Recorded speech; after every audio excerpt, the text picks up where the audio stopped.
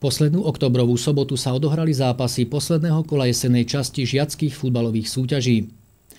Prípravke Iskry Holíč sa v rámci 6. turnajového dňa na svojom ihrisku darilo. V prvom stretnutí porazila svojich rovesníkov zo Šaštína 2 gólmi Švrčka a 1 gólom Múčku 3-0.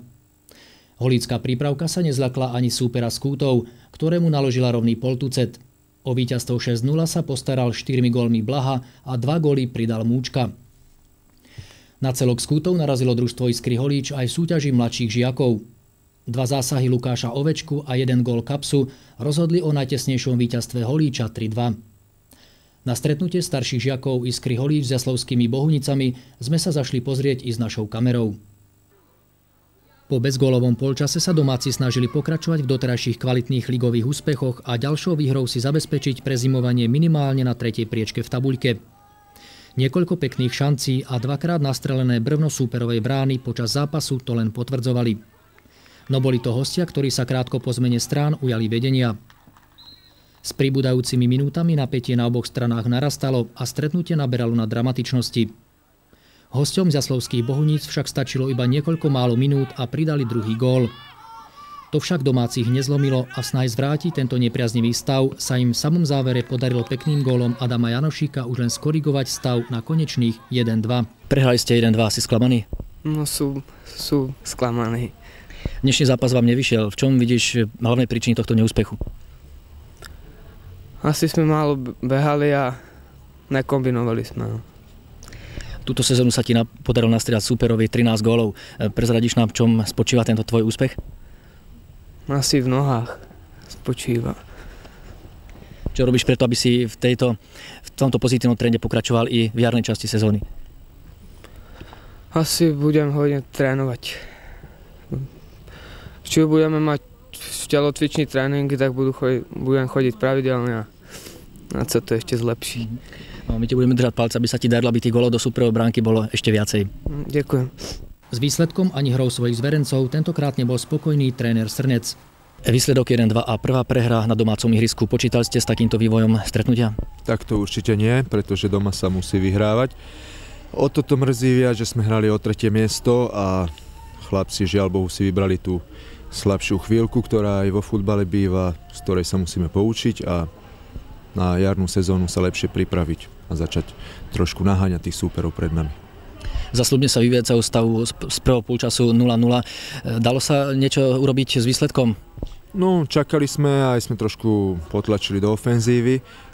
Našho najlepšieho strelca Lukáša Hlúpika, žiaľ Bohu, sa to trošku otočilo proti nám, lebo súper vystrelil v podstate 3 razy na bránu, z čoho nám dal 2 góly a už s tým výsledkom sa potom, aj keď chlapci bojovali, nedalo v podstate nič robiť. A hovorím tak ako predtým, treba sa poučiť, sú to mladí chlapci, ktorí sa učia hrať futbal a aj to patrí ku športu a k futbalu, že z takovýchto výsledkov sa treba poučiť a zobrať si to lepšie z toho a ísť ďalej, pracovať ďalej. To je jediné, čo si dneska môžeme z toho zobrať.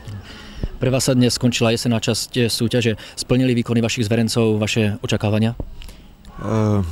Áno aj nie, keď to tak môžem povedať, pretože nastali určité posuny tým, že môj brat išiel trénovať starší, teda dorastencov, ja som prešiel od mladších žiakov ku starším.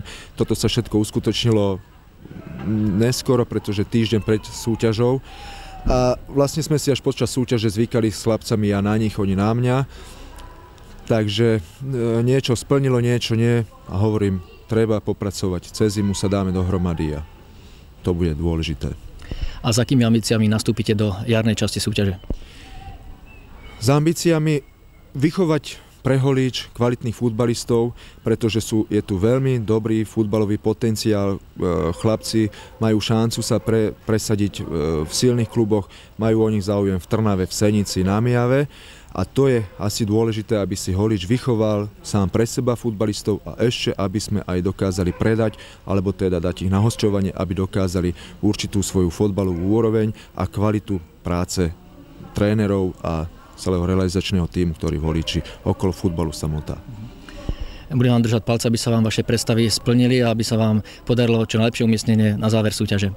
Dobre, ja ďakujem a keď môžem ešte využiť príležitosť, chcel by som poďakovať ľuďom, ktorí nám pomohli zrealizovať túto jesenú časť, pretože boli veľké problémy so zabezpečením dopravy.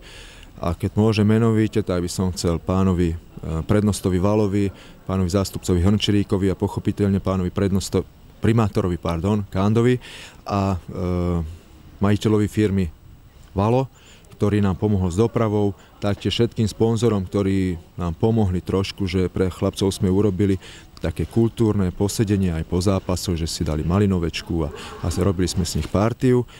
Takže ešte raz a ešte v neposlednom rade, aby som nezabudol na pána riaditeľa prvej ZDŠ, pána Štermenského, ktorý nám tiež veľmi pomáha, či už tým, že nám dáva telocvičňu a aj pán Kubíček, na toho tiež nesmieme zabudnúť, ktorý nám poskytuje telocvičňu. Všetkým týmto ľuďom, ktorí nám pomáhajú, patrí veľká vďaka, pretože bez ich pomoci by sme jednoducho nemohli fungovať. Pripomeňme ešte, že starší žiaci z Kryholíč skončili po jesennej časti na 4. a mladší žiaci na 2. mieste v tabuľke.